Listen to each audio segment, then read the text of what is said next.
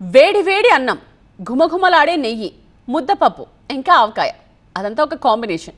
దీంట్లో ఏది తగ్గినా పర్లేదు, కానీ నెయ్యి లేకపోతే మాత్రం తెలుగువారికి పెద్ద లోటుగానే కనిపిస్తుంది. ఇక అదే తీపి వంటకాలైతే నెయ్యి వేస్తే మంచి ఫ్లేవర్ రావడమే కాకుండా చాలా రుచికరంగా కూడా ఉంటాయి. ఇక్కడి దాకా బాగానే ఉంది. అసలు విషయమే కాస్త భయపెట్టేదిలా ఉంటుంది. ఇంతకీ మీరు తింటున్నది నెయ్యేనా?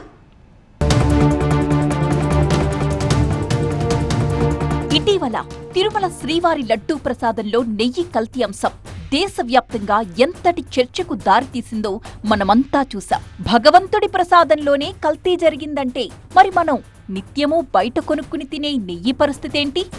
నిజంగా మార్కెట్లో దొరికే నెయ్యంతా స్వచ్ఛమైనదేనా?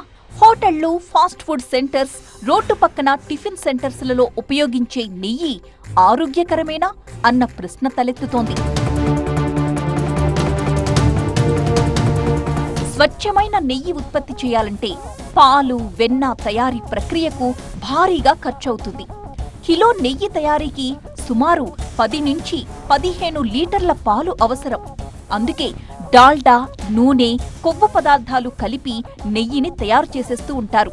నెయ్యికి అసలైన రంగు, వాసన రావడానికి కొన్ని రకాల రసాయనాలు, కృత్రిమ రంగుల్ని కూడా ఉపయోగిస్తూ ఉంటారు. డబ్బు సంపాదనే లక్ష్యంగా అక్రమార్కులు ప్రజల ఆరోగ్యాలతో చెలగాటమాడుతున్నారు. యథేచ్ఛగా కల్తీ నెయ్యి రాకెట్స్ నడుపుతూ లక్షలాది రూపాయలను ఆర్జిస్తున్నారు. ఆహార పదార్థాల్లో విరివిగా వినియోగించే నెయ్యిని కల్తీ చేస్తున్నారు. ఇష్టారాజ్యంగా వివిధ రసాయనాల్ని, కొవ్వు పదార్థాల్ని వినియోగిస్తూ కల్తీ నెయ్యి తయారు చేస్తున్నారు.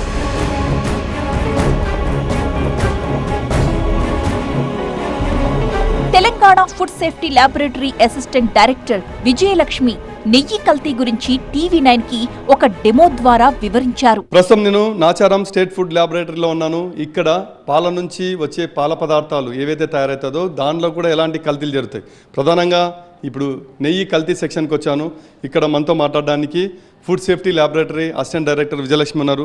అసలు నెయ్యి ఎన్ని రకాలు ఉంటుంది, ఎన్ని రకాల కల్తీలు జరుగుతాయి, దానివల్ల కలిగే దుష్పరిణామాలు ఏంటో మనకు టీవీ9 ద్వారా వివరించే ప్రయత్నం చేస్తున్నారు. విజయలక్ష్మి గారు, ఈ నెయ్యి రకరకాలుగా మీరు సీజ్ చేసి ఇక్కడికి వస్తాయి. ఈ ఎన్ని రకాలు మీరు ఫైండ్ అవుట్ చేస్తారు, ఎలా ఫైండ్ అవుట్ చేస్తారు? మనకు మామూలుగా గీ అనేది 2 టైప్స్ ఉంటుందండి. కౌ గీ అని, బఫెలో గీ అని అలా వస్తుంటుంది. అది డిఫరెంట్ బ్రాండ్స్ ద్వారా వస్తుందండి. లూజ్గా వస్తుంది, బ్రాండెడ్ శాంపుల్స్ వస్తూ ఉంటాయి. మెయిన్గా ఇంతకుముందు అయితేనేమో గీ మంచిది కాదు, అది ఫ్యాట్ ఎక్కువ అని అనేవాళ్ళు. ఇప్పుడైతే గీ మంచిది, పిల్లలు కూడా, చిన్న పిల్లలు కూడా గీ పెడుతున్నారు. దాంట్లో మనకు అడల్టరేట్ చేయడం వల్ల దాంట్లో పామోలిన్ ఆయిల్స్ అవి కలుపుతారు కాబట్టి చిన్నపిల్లలకి అది పెడితే అరగకపోవడం, ఇండైజెషన్ రావడం అలా అవుతూ ఉంటుంది. దాంట్లో మనకు గీ శాంపుల్ వన్స్ మనకు వచ్చింది అనుకోండి, అది BRR రీడింగ్ చూస్తాం అనమాట. మామూలుగా మనకు ప్యూర్ గీ అయితే 40 to 44 వరకు రావాలి ఆ రీడింగ్.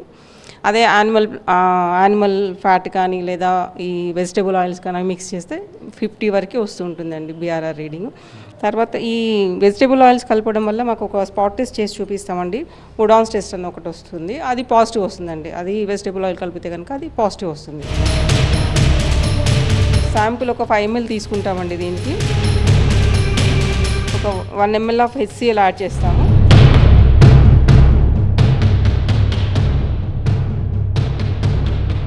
తర్వాత ఒక 0.2 ml ఆఫ్ ఫర్ఫ్యూరాల్ రియేజెంట్. సైక్లోమిక్స్ మిక్స్ చేస్తాం. మిక్స్ చేయడం మూలన మనకి పింక్ కలర్ వస్తుందండి. అందులో ఏమన్నా బుడాన్స్ పాజిటివ్ ఉంటే కనుక పింక్ కలర్ వస్తుంది. ఇది మనకి ప్యూర్ గీ అండి. ఇంకోటి ఏడీ తీసుకొని చూపిస్తాం.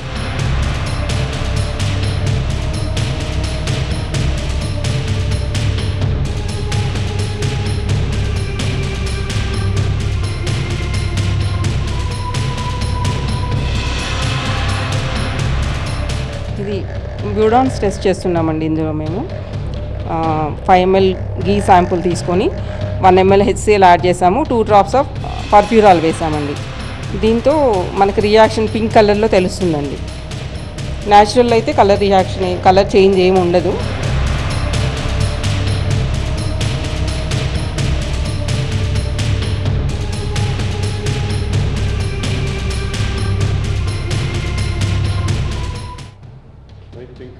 Light pink products so adulteration ఉందండి. ఉందండి. లైట్గా అడల్ట్రేట్ చేశారండి ఇది.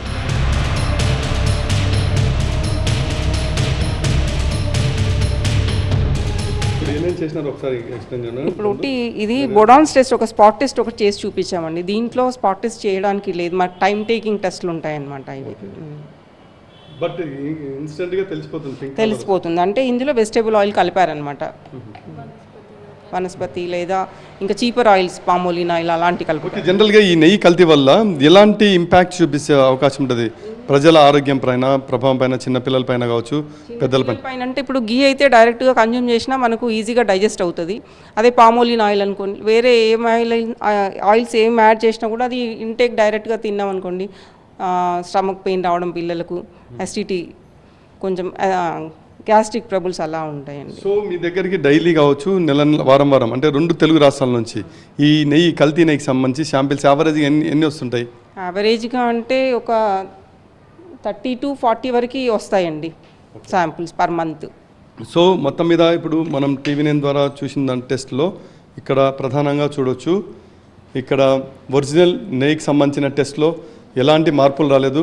ఇంకొక ఇక్కడ జరిగిన టెస్ట్లో చూస్తే ఇది నెయ్యి పూర్తిగా కల్తీతో చేయబడ్డ నెయ్యి అని ఐడెంటిఫై అయింది ఫుడ్ సేఫ్టీ ల్యాబొరేటరీలో.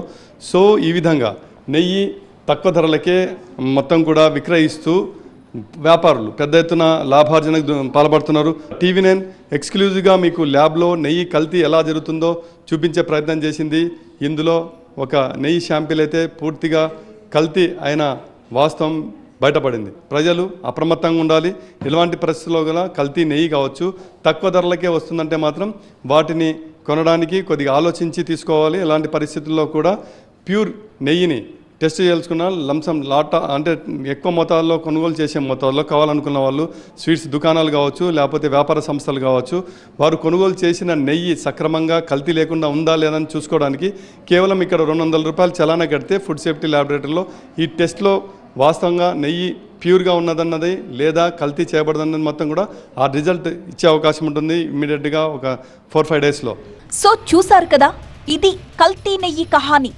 మరి మనం తినే నెయ్యి అసలా కల్తీనా? ఓ కన్నేసి ఉంచండి.